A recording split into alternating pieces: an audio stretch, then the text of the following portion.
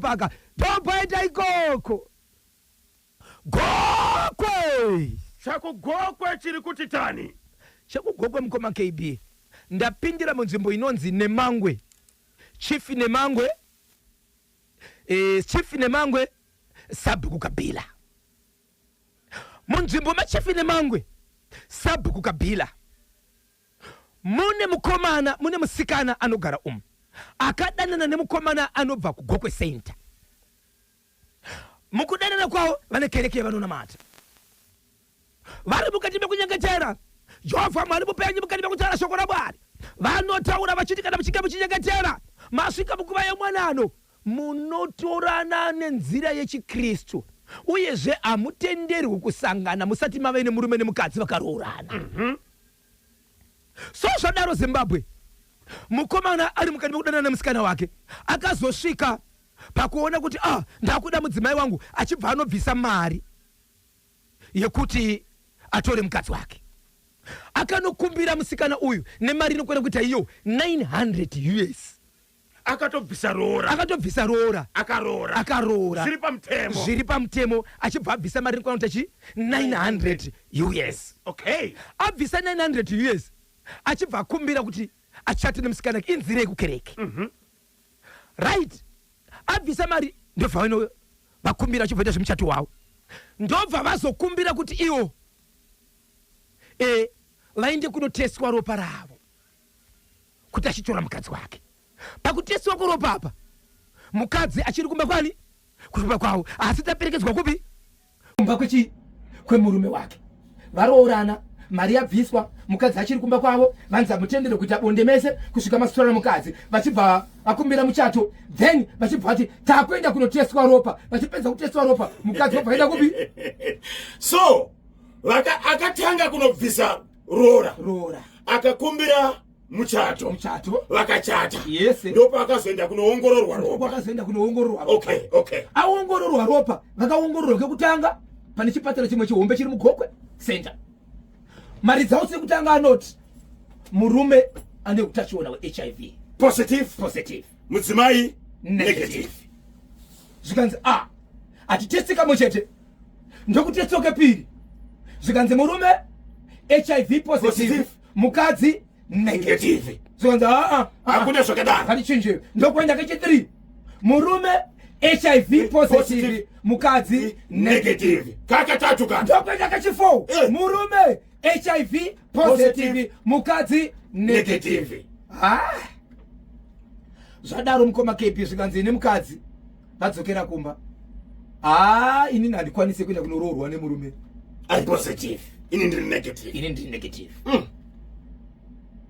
Vanhu vagara pasi mashe toita sei apo 900 yakatolaswa yakadiwa kai nekuti vabereki vari kuti aiwa raroora kai zviri pamutemo kaizvi ende vana vari mukereke zviri kunoitika tagara pasi kubva kuvafundisi kusvika kuhama kusvika kuvana vacho zvechokwadi vari kudanana asi vari kuchengeta mutemo wechiKristu. So mukadzi pakangoti dedi handichakwanisi tendere kumberi mukomana achibva uya pamba pevabereki ndobva ungana zvikanzi mwana wanyu ari kuti iye haachandidi kuti ndinotachiona zvabuda kumatesti saka inini ndiri kukupai 3 days ndiri kukumbira $900 yangu mukuwasha uyo kuna natezvara ndiri kukumbira $900 yangu pa 3 days apa mari vakaenda sei vakadya.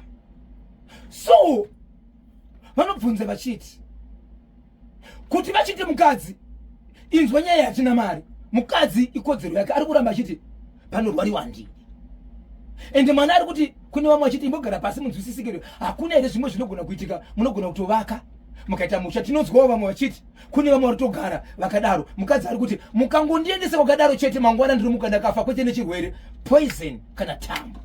Ndo zvari kutaura mwanasikana nokuti zvabuda pachena izvi kana muchiti hazvishande tizvitevedzere sezvazviri taimbonotestirwei kutestiwa kureva kuti muda kuziva zviri kuitika kuti muenderere mberi neupenyu hwenyu. Saka inini makandimanikidza kuenda uko tambo kana poison ndobva ndafa. Mukwasha achibva ati 3 days ndikuda $900 yangu vabereki mari havachisina. So vabereki vaakubvunza Zimbabwe taifanira kusatesta vanhu here patakapiwa mari yatoziva kuti mwana wedu munhu akarongeka taisafanira kuizve tichimirira zuva iri takasingaziveni. 2 kuramba kwaita mwana musikana kuti handidi kuroorwa nemunhu ari positive imhosva here. Kumukwasha tinofanira kumudzorera here mari iyi nokuti ndiye aonekwa kuti abuditsa zvinhu zvakonzeresa kuti wanano isaenderera kumberi. Kunyaya yekuti kana nyange mari tichiiwana kubva tadzi 3 days kana musina kutipa mari ndokusukisai kana kuti hondo. Tinofanira kuti tiite sei? Mari hatichisina. Aunza nyaya paNational FM. Hama dzemukadzi vanatezvara havana mari.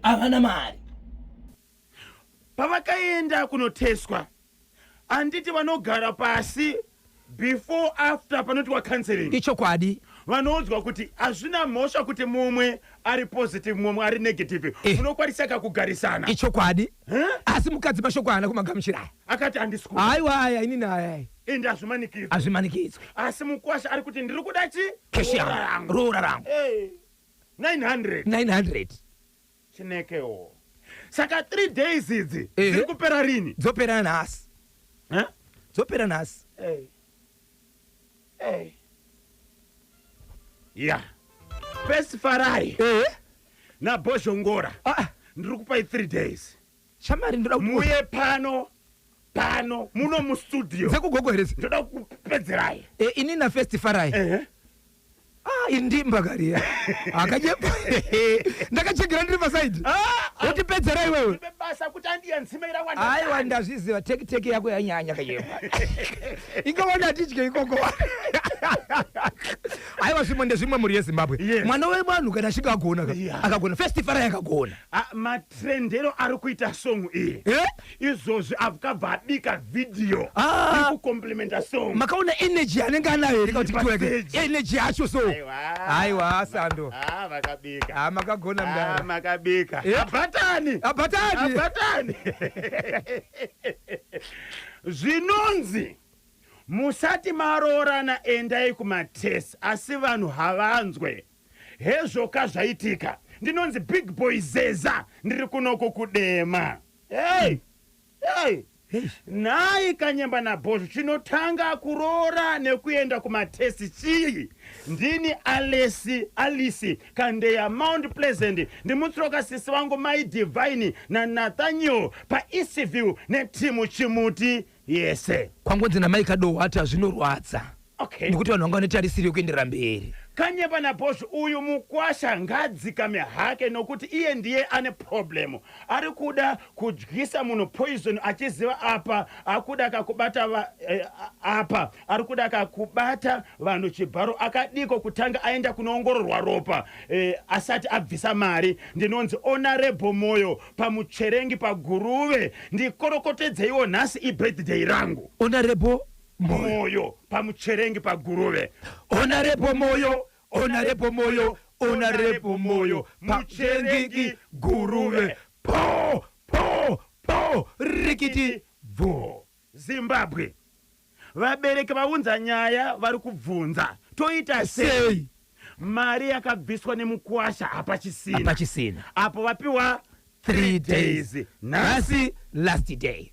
Iro izizi haisi huku iyo.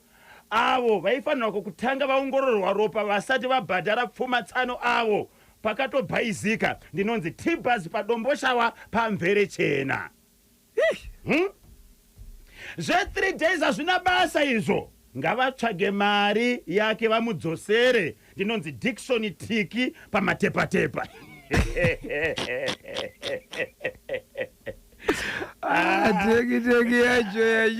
Murume uyo ndakutomuti muroyi zvakaita aitadza aitanga audza munhu. Ndinonzi Benley Chinava paHillside Harare.